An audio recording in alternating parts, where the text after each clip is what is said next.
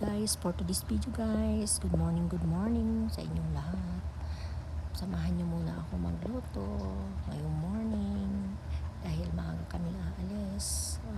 Magluluto muna tayo, kakain bago umalis dahil may lakad kami ni Habi, kaya ako'y nagluto na muna ng maaga at nang makakain muna bago kami umalis.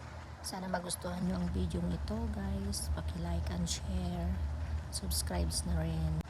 Ayan guys, malapit na siyang maluto, kumukulo-kulo na. At nang makaluto na at makakain na ng maaga, kailangan magluto muna at kumain dito sa bahay guys, kasi mas masarap ang lutong bahay kaysa kumain sa labas. Mas gusto ko ang lutong bahay guys kaysa kumakain sa labas. Kaya sana guys, samahan nyo ako hanggang sa huli, hanggang sa maluto ang aking chop suey. At sa araw na ito guys, sana maging masaya tayong lahat at laging magdasal sa Panginoon.